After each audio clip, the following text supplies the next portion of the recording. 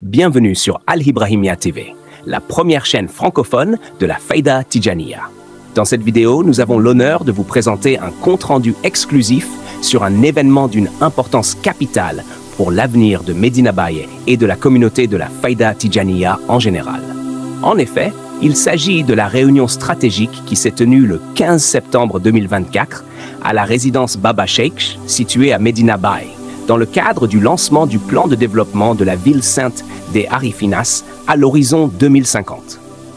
Cette rencontre a marqué une étape décisive pour le futur de la ville, placée sous la direction éclairée du calife général de la Faïda Tijaniya, Cheikh Mouhamadoul Mahi Cheikh Ibrahim Niass.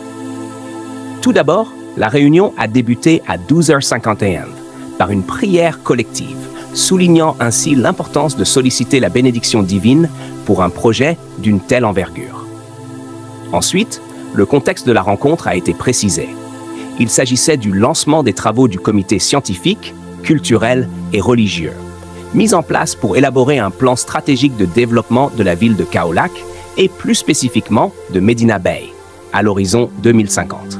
Ce comité a pour mission d'assurer que Medina Baye continue de croître et de prospérer, tant sur le plan spirituel que sur le plan socio-économique. Il est important de rappeler que le calife général, Cheikh Mouhamadoul Mahi Cheikh Ibrahim Niass, a accepté de parrainer ce projet ambitieux. En effet, par une lettre officielle envoyée au comité de pilotage, datée du 31 mars 2024, il a réaffirmé son soutien total à ce projet de développement stratégique, encourageant ainsi la réflexion collective autour de l'avenir de cette ville sainte. L'un des points centraux abordés lors de cette réunion a été la création d'un musée dédié à Cheikh Ibrahim Niass. Un projet qui devrait renforcer davantage le rôle de Medina Baye comme un haut lieu du patrimoine spirituel et culturel. En effet, plusieurs axes stratégiques ont été identifiés pour la mise en œuvre de ce projet. Premièrement, la collecte de données. Rassembler toutes les informations et documents pertinents concernant la vie et l'héritage de Maulana Cheikh Ibrahim Niass afin de constituer une base solide pour le musée. Deuxièmement, la structuration de l'organisation. Il est essentiel de mettre en place une organisation efficace et bien structurée pour superviser la réalisation de ce projet dans toutes ses phases. Enfin, la création de comités spécialisés. Ces comités seront responsables de la gestion des différents aspects du musée, qu'il s'agisse des archives, de la logistique ou de la communication. À l'issue des échanges, plusieurs décisions majeures ont été prises à l'unanimité, montrant ainsi l'engagement des participants à faire avancer ce projet de manière concrète. Tout d'abord, la rédaction des termes de référence, TDR, a été décidée. Ce document servira de cadre pour définir les objectifs du projet ainsi que les moyens à mettre en œuvre. Ensuite, il a été convenu de partager la documentation de référence via une page dédiée, permettant ainsi de garantir la transparence et l'accès à l'information pour toutes les parties prenantes.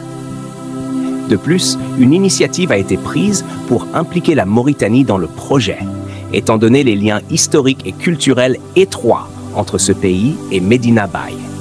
En effet, la participation de la Mauritanie est jugée cruciale pour le succès de ce projet. Enfin, le calife a souligné l'importance de cette collaboration tout en annonçant que la prochaine réunion du comité se tiendra dans la nuit bénie du 27 Ramadan, Inch'Allah.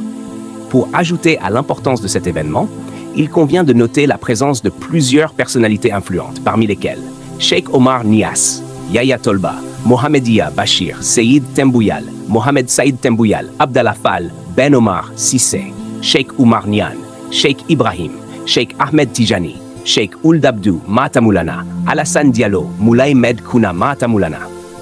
En conclusion, la clôture de cette réunion, qui a eu lieu à 13h25, après une dernière prière collective, marque le début d'un chantier prometteur pour l'avenir de Medina Baye. Le projet de musée, ainsi que la feuille de route pour le développement de la ville à l'horizon 2050, représentent des étapes clés dans la préservation et la promotion du patrimoine spirituel de Cheikh Ibrahim Niass. Ce sont des initiatives qui auront des répercussions bien au-delà des frontières du Sénégal, pour le rayonnement de la Faïda Tijaniya à travers le monde.